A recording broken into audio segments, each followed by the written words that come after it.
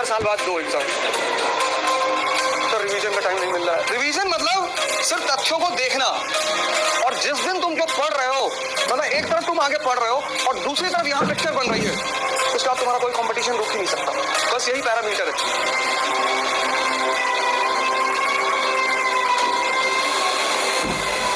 जय हिंद फ्रेंड्स। अभी आप ह्यूमैनिटीज के सब्जेक्ट उठाएंगे, मॉडर्न इंडिया उठाएंगे, एक पढ़ने का तरीका पुरोहितों की तरह, प्रीस्ट, उसको बोलते हैं प्रीस्टली अप्रोच। पढ़े जा रहे हैं,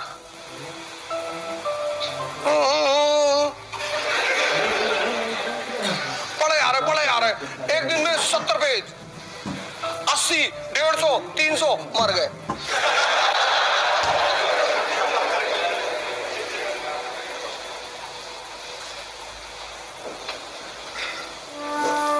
सेंटली अप्रोच, पढ़ने के दो अप्रोच है। एक है प्रीस्टली अप्रोच, आप बहुत पढ़ते हैं, आपको आता कुछ नहीं। अब मैंने कहा ना, दो अप्रोच है पढ़ने की। एक प्रीस्टली अप्रोच, पढ़ते बहुत है, बहुत पढ़ते हैं,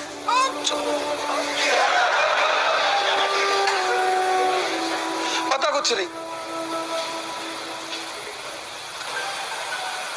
प्रीस्टली अप्रोच में आदमी मेहनत करते हुआ बहुत दिखाई पड़ता है, उसको अचीव कुछ नहीं होता। सेंटली अप्रोच में वो हो सकता है मेहनत कम करे, उसकी अचीवमेंट ज्यादा होती। ये सेंटली अप्रोच है क्या? आपने मॉडर्न इंडिया पढ़ी, तो मॉडर्न इंडिया एक वर्ड है ना, दो वर्ड का कॉम्बिनेशन है, एक मॉडर्न एक इंडिया। तो जब आप मॉडर्न इंडिया पढ़ रहे हैं तो आपको कुछ तो ऐसा पता चलेगा कि आप कहें कि it is different from ancient and medieval, है ना? मॉडर्न इंडिया मतलब क्या? यू कंप्लीटेड मॉडर्न इंडिया, तो when you completed modern India there should be certain things which should be very much clear to you. क्योंकि अगर तुम ये समझते हो, अगर तुम समझते हो तो तुम इंप्लीमेंट कर ले जाओगे। Study to for what? Study to learn, why? To implement. किताबें जरूर पढ़ो। आईएएस बनना है तो न्यूज़पेपर और किताब पढ़ने की आदत डालो। यूट्यूब के लेक्चर्स बहुत कम सुनो, मैंने कहा नहीं सुनो, बड़े अच्छे अच्छे लेक्चर्स पढ़े हुए हैं, बड़े अच्छे अच्छे टीचरों के पढ़े हुए हैं, तो सुनो, लेकिन किताबों को पढ़ने की आदत डालो। Because when you read the book you have to connect the lines and create the story. तो तुम्हारा दिमाग जिंदा होगा। जब तुम किताब पढ़ोगे ना तो तुम्हें सोचना पड़ेगा। तुम सीरीज देखते हो, तुमको मजा आता है क्योंकि तुमको उसमें सोचना नहीं पड़ता, कहानी अपने आप सामने खुलती चली आती है। इसलिए गांव के लोग आज भी सिनेमा को देखना बहुत बुरा मानते हैं। 80 में तो खैर मानते ही थे, 90 में तो खैर मानते ही थे।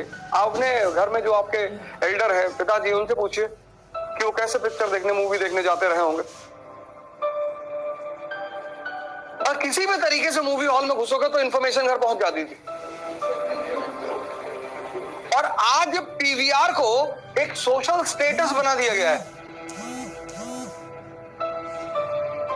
क्योंकि माँ बाप को पता था कि अगर तुम मूवी देखोगे ना तो तुम्हारी जो कनेक्ट करके सोचने की क्षमता है वो खत्म हो जाएगी।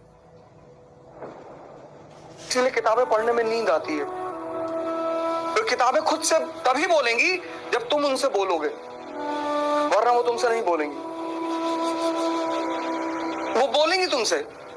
और जिस दिन तुम जो पढ़ रहे हो, मतलब एक तरफ तुम आगे पढ़ रहे हो और दूसरी तरफ यहां पिक्चर बन रही है, उसके बाद तुम्हारा कोई कंपटीशन रुक ही नहीं सकता।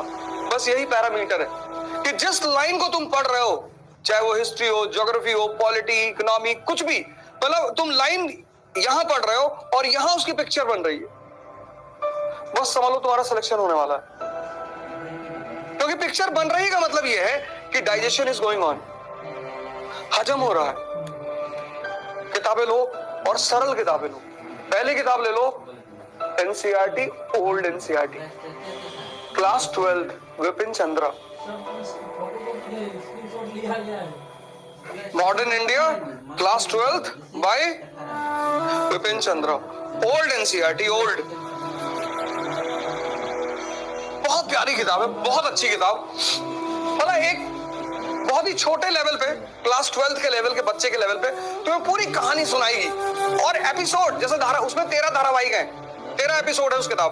तो उसको चैप्टर मत मानो, एपिसोड मानो। पहले एपिसोड में तुम्हें पिक्चर दिखाएगी 18th सेंचुरी इंडिया, 18वीं शताब्दी का भारत। तुम्हें दिखाएगी कि मुगल साम्राज्य का पतन हो रहा है, एकदम दिखाई पड़ेगा तुम्हें।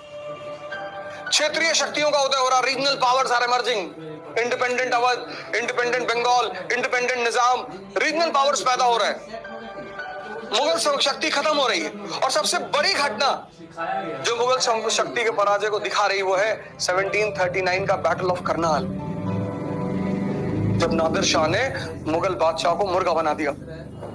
इसको मोहम्मद शाह रंगीला को दिखाई पड़ेगा तुमको एकदम। पढ़ो मत, पढ़ने से इंफॉर्मेशन बढ़ती है, सोचने से विवेक बढ़ता है। और सिलेक्शन इंफॉर्मेशन से नहीं होता, विवेक से होता है।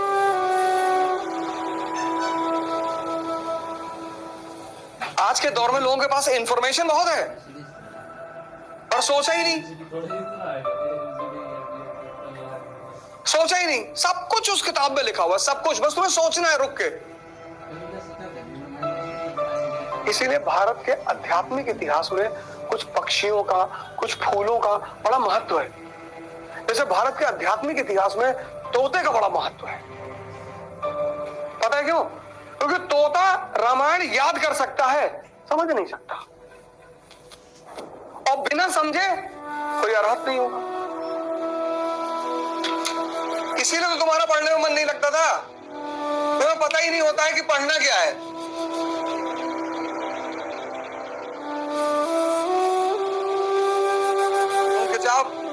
किताब खरीदता, हर जिससे मिलते हो उससे कहते हो भैया कौन सी किताब खरीद। और कबीर बहुत पहले कह गए थे कि पोथी पढ़ पढ़ जग मुआ आईएएस भयानक होए।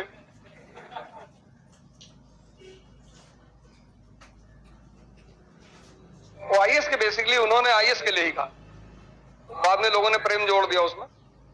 पंडित, पोथी पढ़ पढ़ जग मुआ पंडित भयानक होए। पढ़ना मतलब दिमाग को जिंदा करना, और जिंदा दिमाग कुछ भी कर सकता है।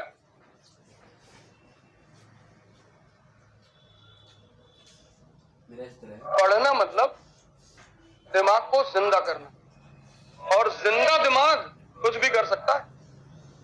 वो एक अच्छा बिजनेसमैन बन सकता है, उसकी नौकरी लगेगी।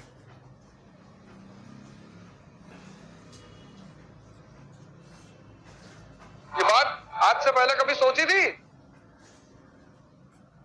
और क्लास खत्म होने के बाद सिर्फ आपके नोट्स, मतलब once the class is over you should be completely prepared कि आप दोबारा इन किताबों को नहीं पढ़ना है। तैयारी के लिए नहीं पढ़ना है, पढ़ने के लिए पढ़ लेना है। जैसे एक बार तुम्हें पूरी कहानी समझ में आ गई, जब तक नहीं समझ में आएगी तभी तो ये किताब हैवी है ना। एक बार समझ में आ गई, पहली बार पढ़ोगे 25 दिन लगेगा, लेकिन पहली बार जब खत्म कर लिया, क्लास में हर चीज समझ ली, तो 5 दिन में खत्म होगी। उसको बोलते हैं रिवीजन। अगर तैयारी 25 दिन में हो रही है और रिवीजन 25 दिन में हो रहा है, तो तुम फिर 3-4 हजार साल बाद दो एग्जाम।